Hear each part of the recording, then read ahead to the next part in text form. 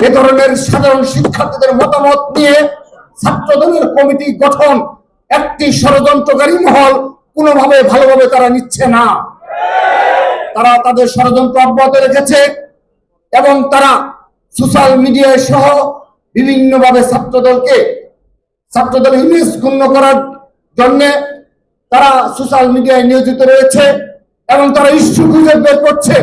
সামান্য কোন ইস্যু পেলে এই ছাত্রদলের বৃহৎ পরিকল্পনা এবং আমাদের এই সাধারণ শিক্ষার্থীদের মতামত নিয়ে ছাত্রদলের পথ চলে তারা বিঘ্ন ঘটানোর জন্য গভীর ষড়যন্ত্রে লিপ্ত রয়েছে।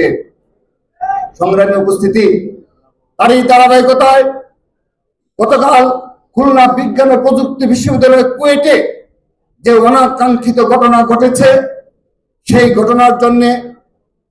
সেই পুরো ঘটনার জন্য অবশ্যই ছাত্রদলের সভাপতি হিসেবে আমি ব্যথিত, মর্মাহত এবং দুঃখ প্রকাশ করছি।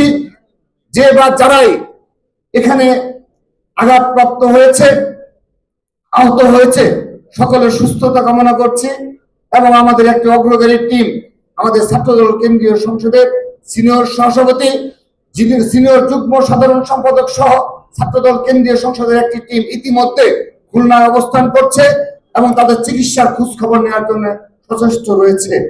আমরা আবারও দুঃখ প্রকাশ করছি, কিন্তু আজকের এই অনুষ্ঠান থেকে স্পষ্টভাবে বলতে চাই, সেই কুয়েটের যে শুরুর যে ঘটনা, কে এই ঘটনার সূচনা করেছিল তাকে চিহ্নিত করে অতি দ্রুততম সময়ে বিচারের আওতায় নিয়ে আসতে হবে।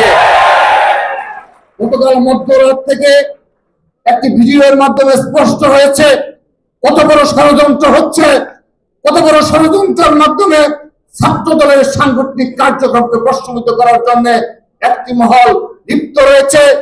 আমরা বিগত সময়ে বারবার এই বাংলাদেশে গুপ্ত রাজনীতির অবসান চেয়েছি। ঢাকা বিশ্ববিদ্যালয়ে প্রশাসনের সাথে যতবার ছাত্রদলের মিটিং হয়েছে ততবারই ছাত্রদল গুপ্ত রাজনীতির বিরুদ্ধে বারবার অবস্থান ব্যক্ত করেছে। আমরা বারবার আমাদের সকল সমাবেশে, সকল মাধ্যমে, আমরা সোশ্যাল মিডিয়াতেও আমরা বারবার এই গুপ্ত রাজনীতির অবসান চেয়েছি। বাংলাদেশে কোনো আন্ডারগ্রাউন্ড ছাত্র রাজনীতি থাকা চলবে না, আমরা এটি বারবার নিশ্চিত করেছি, দাবি করেছি।